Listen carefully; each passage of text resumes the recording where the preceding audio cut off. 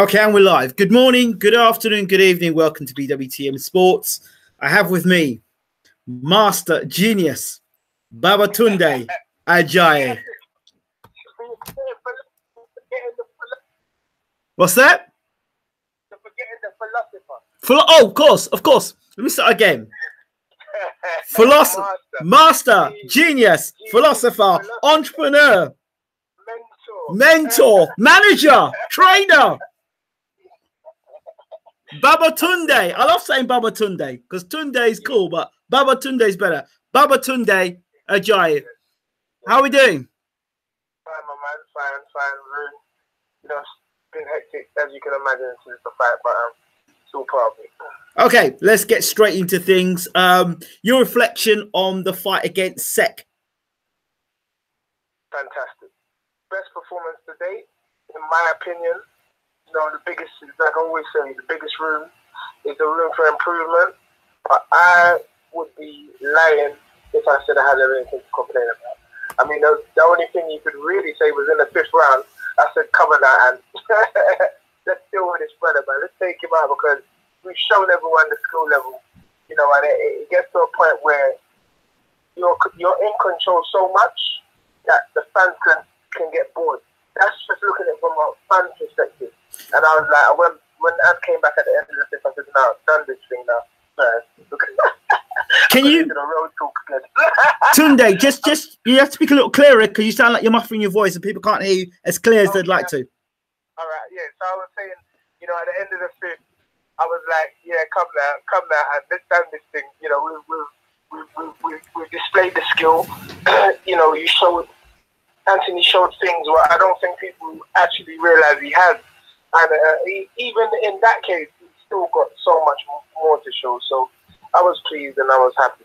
Well, I was commentating on the fight and I was saying, okay, right, we've seen enough now. Now, can you close the show? I mean, can you put a combination together and get this guy out there? Because now, yeah, we've seen what you're doing. You hit the guy, you find a couple of punches. Let's see you put a 4 or 5 punch combination together and get this guy out there. And as I said that, the combination came together and the fight was done. So I was quite happy about that.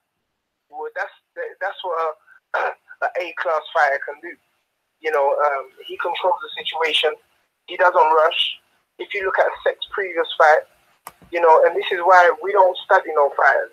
Because if you look at Sek's previous fight, he constantly, not just fight, he constantly has his right hand out and he makes it a problem for anybody he fights. Because that right jab is constantly in your face. And we just totally nullified that. We fought a southpaw the way I teach fighters or a fighter to fight southpaw the way Anthony has studied how to fight southpaws, which is totally opposite. You know, I think you heard the commentator Barry Jones and John Rowland said, you know, he's going the wrong way and he's getting away with it. Well, hold on. It's the wrong way to you, but it's the right way to us. Because that's the way we teach. Well, we teach you go on the inside, and we totally nullified him. And right from his opening jab, we came out with a counter left hook, and from then, you know, the pace of the fight was set. To be fair, Tunde, I didn't hear what Barry Jones and John Rowan was because I was commentating on the fight, so I was more interested in commentating than listening to what they had to say. With all due respect to Rawling and Jones. Now, let's get straight to the point. You've won that fight. We know what I understand what the purpose was. The purpose was for you to, you know, fight a southpaw. First time you fought a southpaw, he'd never been stopped before. He was taller. He had longer reach by an inch. Okay, so job done. Yes. Now, of course, people are going to ask the question. Now, the first question somebody asked in the room is it's by Lawrence Williams, and he asked the question. It's an interesting question. He goes, ask Tunde Ajayi, would former world challenger Blake Capilero be a possible opponent in September? Blake Capilero, I mean, listen, anything is possible. Blake Capilero is actually one of the names we asked for before. So what you have to understand is that it's all right people on the outside saying fight this, fight that. People turning us down. It's just that we don't make a public spectacle of it. So don't think that Anthony Yarde and Tunde Ajayi are here ducking fights. People turn us down. I mean, Ricky Summers turned us down twice. but yet accepted a fight against Buatsi, you know, in the next couple of weeks.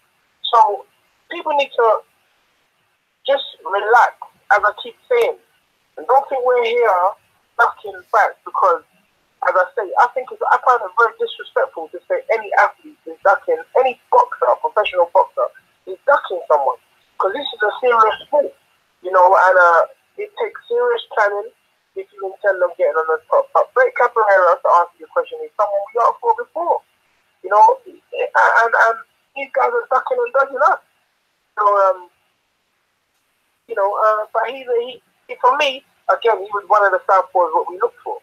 You know, but we can't. All we can do is put names forward. Nobody is under any force or obligation to fight us. Everybody's got a say. Okay. You know, and this guy stepped up to the plate. He thought there was holes in Anthony, and he took the chance. But he found out very quickly that it looks easy from the outside. When you get in there with Anthony, it's a totally different proposition. Hosea Burton made a tweet today and said that Anthony Yarde was useless. You know, you just have to laugh. What am I supposed to do? What am I supposed to do? My man, you got knocked out. He got knocked out by Sam Bugaloni. He got knocked out by his gym mate in one round. So what does that make him? So it's easy to point fingers. Listen, I told you before this fight, we are the person, or we are the team that all the darts are being thrown at. We are the dartboard for everybody else. So, and I understand that. I get that. It's just the way it goes. And we can't really, myself and Anthony, we can't really pay too much attention to what people say. The main thing for us is to continue to progress on the way to a world title. And when we get there, we have to tick every single box, have the experience, and so that when we get it, we keep it. You know, I've coined the phrase. I'm not the get on top, get out on top. My one is get on top, stay on top. So Hosea Burton needs to relax, take a cup of tea, and actually fight someone. When was the last time Hosea Burton fought? Come to think of it, and he's knocked out somebody. You've got to have knockout power. So what are you talking about? Okay. You gave the victors to silly guys. So wasn't he supposed to fight the other day? What happened to that? What happened to that? See, these guys are calling out our name, hanging around, waiting for that big money fight, because they know that, you know, when they fight us, they want to be paid well. So it's easy to talk. But Hosea Burton needs to fight somebody. I think at one point last month, he wasn't even ranked because he fought as a cruiserweight. I think they was ranking him as a cruiserweight. Now I think he might be about number 6 or number 5 according to Boxer. But above him is Frank Bugaloni, Liam Conroy, and Callum Johnson, who we found out today that Callum Johnson's fighting October. October, one of the days in October. October 9th. October 6th, October 9th. Yeah, my phone's been going mad. Oh, yeah, Callum Johnson. Okay, fair enough. I'm happy for him. You understand? Again, Anthony career is not based on any other fighter. But going back to the Hosea Burton situation, you've already lost. You got knocked out by a man who was knocked out by your gym partner in one round. So you have moved down the list. Frank Bugaloni is above you. Liam Conroy is above you. So maybe he should be looking at Jay Ball, Joshua Buatsi, Ricky Summers, and Craig Bishop, because you ain't getting no fight with us. I'm telling you straight. Right. Next question. That's the big question. Now, when Frank was talking to you on the ring, apron about a big title fight by the end of the year, are you aware of that, or is that something that Frank sprung on you? No. The fact is, listen, we're a team. We're all on one accord. Whatever Frank says is what Tunde says. Whatever Tunde says is what Frank says. Whatever Tunde says is what Anthony says. Whatever Anthony says is what Tunde says. We're all of one accord.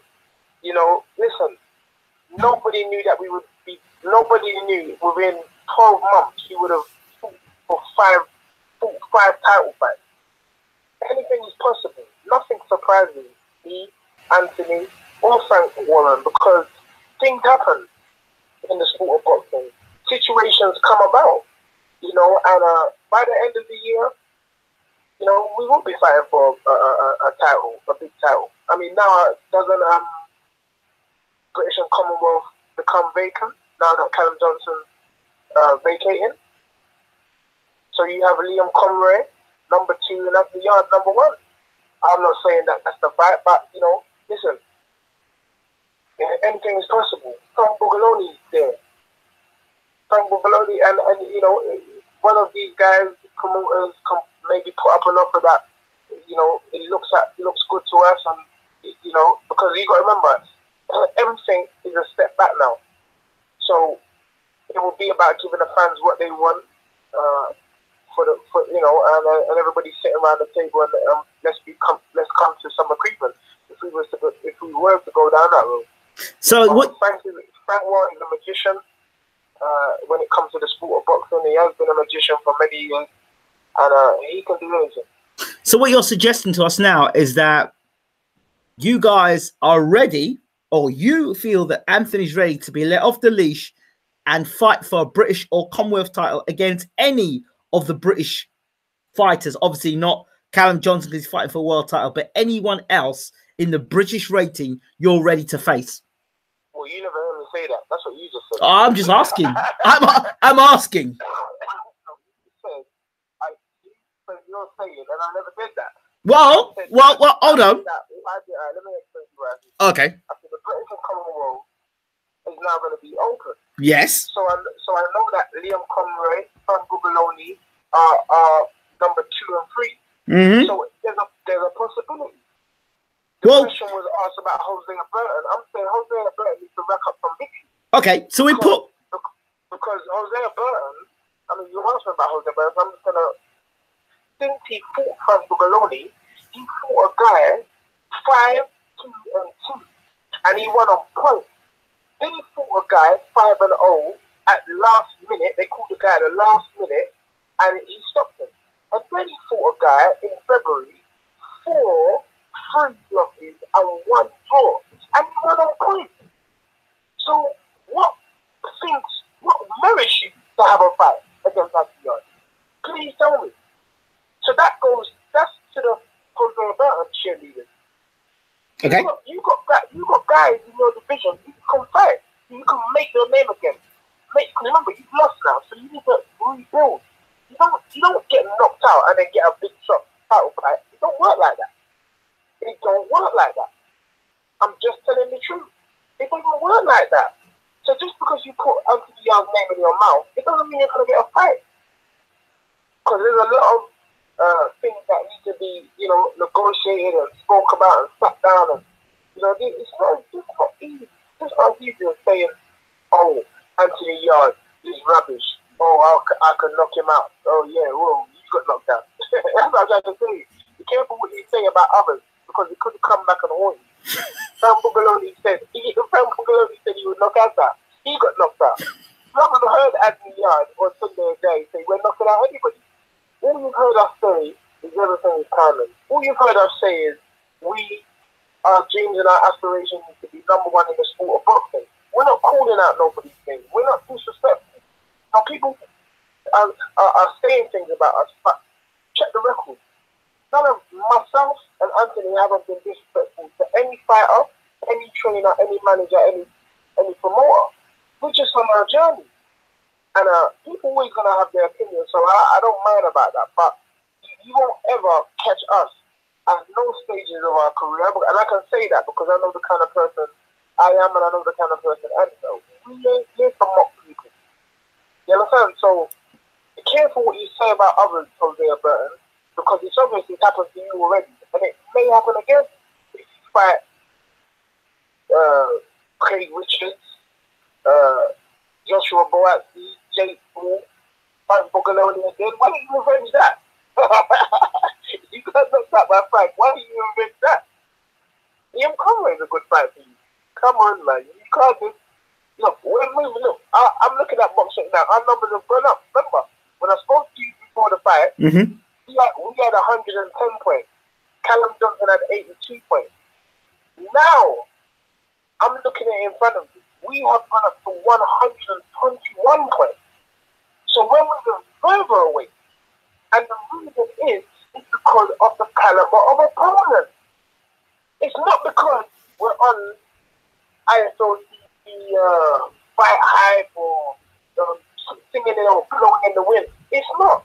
It's because while others are talking negatively about us, myself and Andy are going about our work in a meticulous, progressive, periodical manner. I can't argue with that, but I still come back to you because the British and Commonwealth titles, if they were, they Frankie's talking about you fighting for the title at the end of the year. Yeah. Will it be? I don't know whether it be for the British title or for the Commonwealth title, or their combined British and Commonwealth title, which would be nice. Or European or one title, you know? Well, okay, but let's say it's for British and Commonwealth. Let's say it's for the British title. That means you'd have to fight somebody in the UK for the British title, correct? Absolutely. Yeah. Absolutely. Right. So that means, going back to my point, that you'd have to fight somebody in that light heavyweight division within the top 10. Yes. Is that something that you'd be prepared to do next if it was a British title fight at the end of the year? If we sat down, of course we would. Of course we would. Why wouldn't we? We wanted to fight Sam Bugaloni for the British title before the last two fights. So, you know, getting me on an interview saying that we're ducking any fight. No. We're not. The fight has to be right, and the fight has to be sorted out by the two promoters, and we're ready. We're not ducking or dodging no challenges. They just have to be right. Now, this boxing is a business. Ingram. I agree. It's a business. You get to a level where don't just get a call on a Friday night to say, "Yeah, mate, you're fighting on Saturday." It's like when you get to that kind of level, your business don't work like that. And as I've said over again, it's the same reason why Frampton didn't fight Craig earlier on. They waited, they built the fight. You know, it's one of the reasons why Amir Khan to this day still haven't fought Kell Brook. Because there's a lot into it. Sometimes the fighters are willing and the promoters and managers can't sit around the table. But we are here to be the best. In order to be the best, you have to beat the best. And in doing so, there has to be fights taking place. So yes, again, to answer your question, if the British title and the Commonwealth title was on the line, it was a fight that we sat down as a team and we agreed, let's do it, as I said, with the Frank Bugaloni, let's have it. But people being disrespectful, calling out our name, saying that we're bums and all that, you ain't getting no fight. You ain't getting no fight.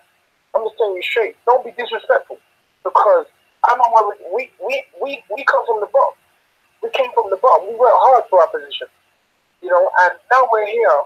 We're not just going to let somebody be disrespectful to us, you know, or some little people on the internet saying bad things about us and think that we're going to respond to that. We're not. We're not. I'm just telling you, because we're dignified athletes. We're trying to be responsible men for ourselves and for our community. You know where we come from. Mm-hmm. So we've got a responsibility to those. They're looking up to us. And so we're not going to be drawn into, we're trying to get away from a certain life or a certain behavior. So we're not going to get into this disrespectful calling people names and all of that. We're not on that. We're not on that. You know, and this is, I'm very serious about this. Sure. I'm very serious about this. We're trying to be role models. Well, I don't know, role model is a strong word. But we are trying to be an example for those who come from the same place and the same environment, and show them that you can think bigger than your environment and become successful with hard work and dedication. Don't want no man coming telling me about, oh yeah, he's a bum and all that. You keep that kind of talk in the guard, because that's where it belongs. Wow, some strong words coming from Tunde Ajayi here. When do you foresee Anthony going out to box again? When do you think we'll see him again? September for sure. September. And what's the sort of opponent you're looking at for September? Well, we'll see. You know, as I say, the boxers are they're being fooled. They're being fooled. There's not much. The only box really is experience. You know, because I think that You know, 16 fights. It's reasonable. You know, it's reasonable. You know, again, I keep on harping about it, but you know, you don't want to get to a situation. You don't want to be in a situation where you know, you're just so up against it. The stacks are so heavily against you that you really just, it's a kamikaze job. We don't want that. Yes. We want to be on a even playing field. And if that is the case, we're born ready for that. And and it's exciting. It's exciting because history is being made. And it's gonna happen. It don't matter what any internet troll says. It don't matter what any fighter sitting down, trainer sitting down. It's gonna happen. I'm telling you, Brother Tunde Ajayi is telling you, it's gonna happen. We're going down as something. We are going down as something special. I said it from the beginning, and I'm not retracting on my words. And my words make me work harder. So don't think I'm looking at indication or validation from anybody. I work hard, and nobody ain't working harder than me. I'm not talking about Andy, I'm talking about me. I'm doing my job. So it's obvious I'm doing something right, because it seems like there's a lot of people that have something to say about Anthony's career and my career. So I've done my job. Anthony's doing his job. Frank Warren is doing his job. Mm-hmm. So negativity has no place in my mind. So I just brush it off like I'm brushing off dust on my shoulder. Final question, and just to address. Keep them coming. You got me on one.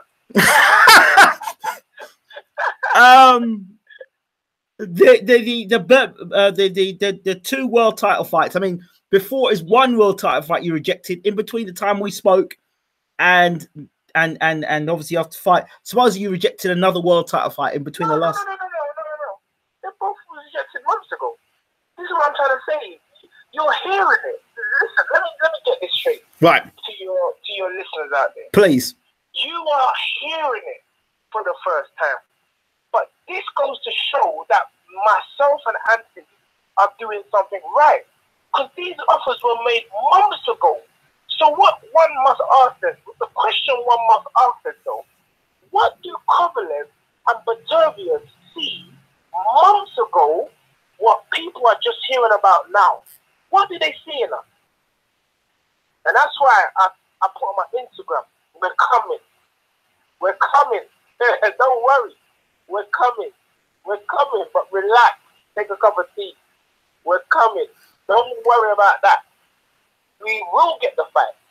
I feel the frustration of the fans because, as I say, we're making it look easy. And that reminds me of an athlete that retired not long ago, Mr. Floyd Money Mayweather. He made it look easy. But as I said on BT last week, boxing is not easy because it's a physically and mentally demanding sport. And that's what the fans don't see. Whether an athlete makes it look easy, it's not easy. And I would never say it's easy. So the challenges, there are still challenges that lie ahead for us. Because let's get it right. In real terms, we're not world champions. We're not. No matter what we think about ourselves, the reality of the matter is we're not world champions yet. So that means that there's still a lot of hard work to go, a lot of sweat, determination, and grit and sacrifice. And we're fully aware of that. So for us, it's just work. Okay. I want to go back to that point about the world title fights being declined or you not want to take those fights. I really want to go back into this, and I'll tell you why. Yes. Because people rely a lot on social media and boxing columns, and I've said this over and over again. I'd rather talk to the source than rely on these boxing sources, because you've said something, and yet it's the sources are coming out now that people rely on. That this happened recently, that you turned this down for the second time, which makes you guys look bad. So tonight, the listeners out there are hearing from Tunde Ajayi. It wasn't last week. It's 2 months ago. You got to remember. Also, let's take Baturbian for instance. Yeah. Yeah. we were ranked number 7 at the time. Everybody from 2 to 7 rejected him.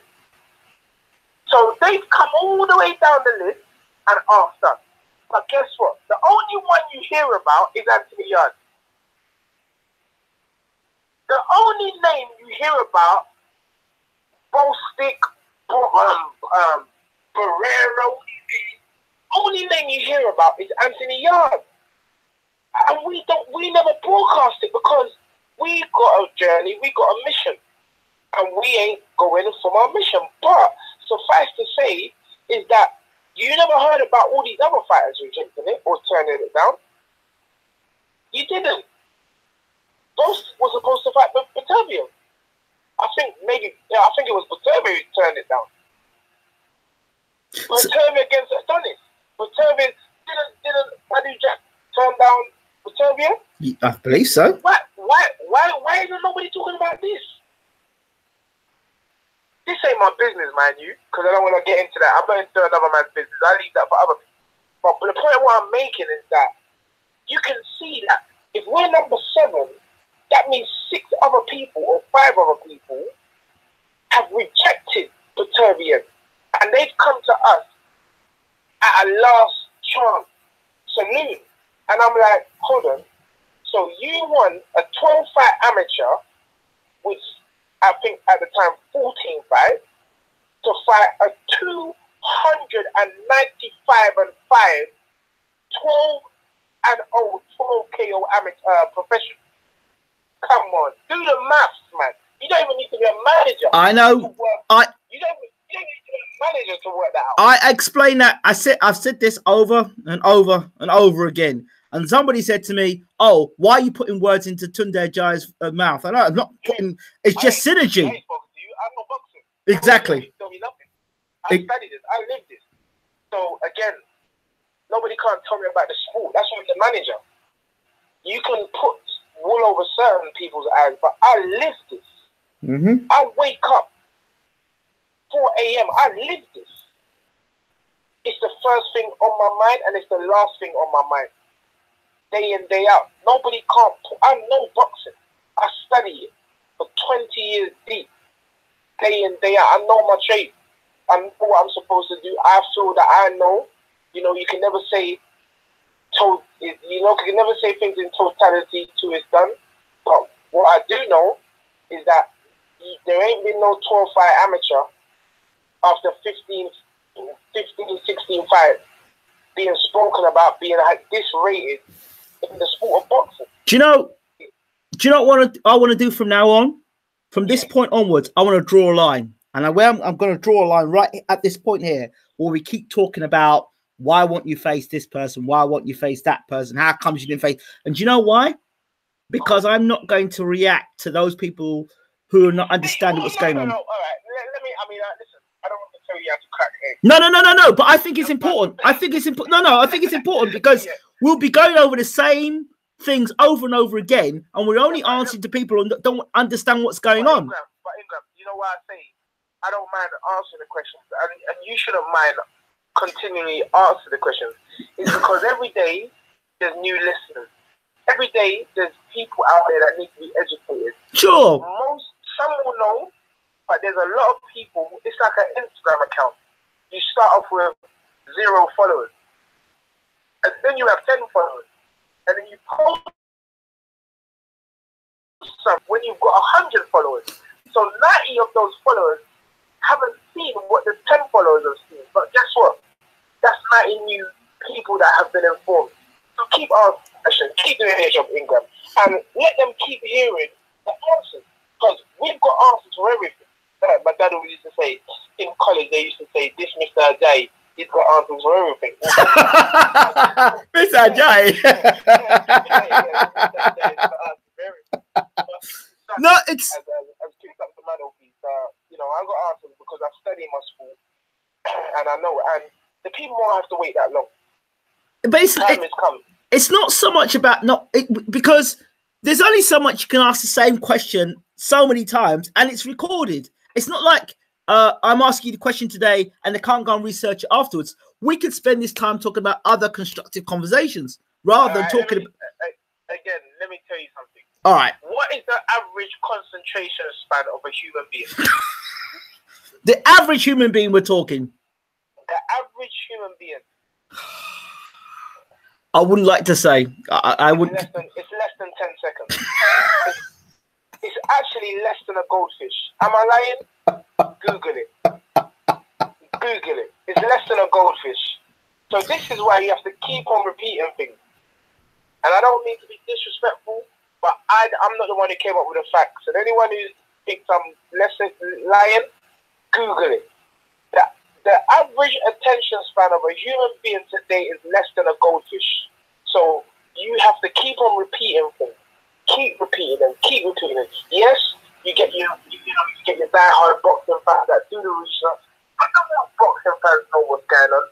They know what I'm doing. I get the messages from them. They direct message me. Maybe don't want to be seen as a public domain, but they direct message me. They say, Tunde, don't let no one break you. You're doing a fantastic job. You are building a fighter the way a fighter to be built. I'm not trying to build a popcorn champion.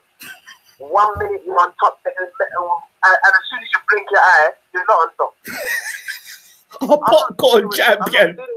Popcorn champion. You know, Hosea Burton had the belt. You're breaking up. You're breaking up. Sorry, I think Bugaloni had the belt. He was about to make his final defense, and he lost. You know, if you're gonna have that belt, unless you're moving on to something bigger, you should be looking to defend it outright. Boom, and then you move on. But as I say, if something else comes up, listen. Let me give you some education here. People talk about you have asked me this question about the British title, yeah? Yes. Right. I want you to give me 4 of the biggest British boxing stars in the last 20 years. Just name 4 of them. 4 of the British boxing stars. Okay. Ricky Hatton. Ricky Hatton 1. Prince Azim Hamid. Prince Azim Hamid 2. Let me see. Joe Kawasaki. Joe. So Hatton, Joe, yeah. Nas, you said Hatton, Joe, Nas. Nigel Benn. I was gonna say Nigel Benn. Ben would have been 4th for me. Wait, Nigel. No, in order. I'm just trying to say. Lennox Lewis. I want 5. Lennox Lewis. No, I don't count Lennox because Lennox is Canada and America. So, all right. I'm just gonna. I don't want to. It's not a trivial question. Okay. Let's say Frank Bruno, the number 1, in my opinion, the number 1 most recognized loved British boxer. Frank Bruno. Nigel Benn, another loved great. Frank Bruno, Nigel Benn, Prince Azim Hamid. Hatton. Hold on. I don't think any of those 3 guys actually won a British title. Wait. I don't think Bruno won a British title. I don't think Ben. Okay. 1 second. It's coming with it. This is a show that this is what to listen to this great show. Hold on. I've even got my book. Where's my black book? Let me just get my black book. 1 second. Less than 10 seconds. Okay. Nigel Benn. Yeah? Yes. Chris Eubank. Prince Azim Hamid. Frank Bruno. Which one of them fought for a British title?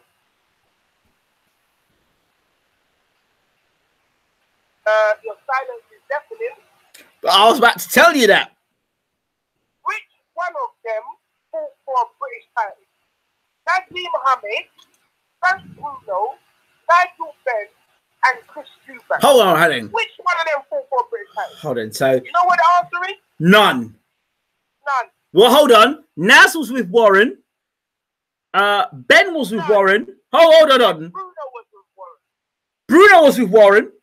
Nigel had fights with Warren. The only person who didn't was at 104 was. Ben, but they all went on some big things. I mean, they all done their things. Yeah, but most of them were managed by Warren, weren't they? Not or promoted by Warren. What was Eubank was with Eddie Hearn, Barry Hearn. Yeah, Nasty was Nasty. Nasty was with Frank.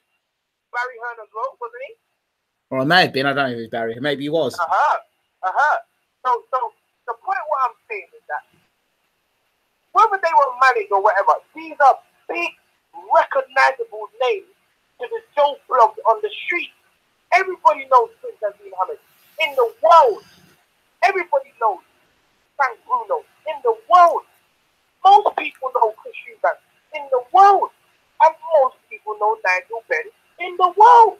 But none of them fought or contested for a British title. This is fact. This is fact.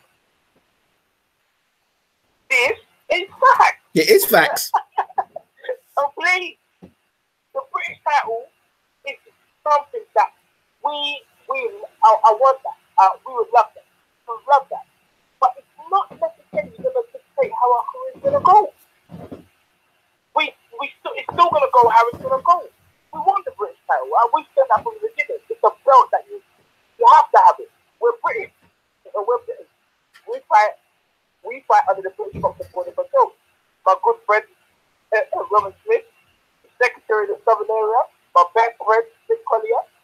These are my guys. You understand? So it would be an honor to challenge for the belt. But what the point I'm making is that I don't know why people keep on saying that, it's like if we don't fight for it, that means that we're ducking, or that means that we're not. What does it mean? You speak up.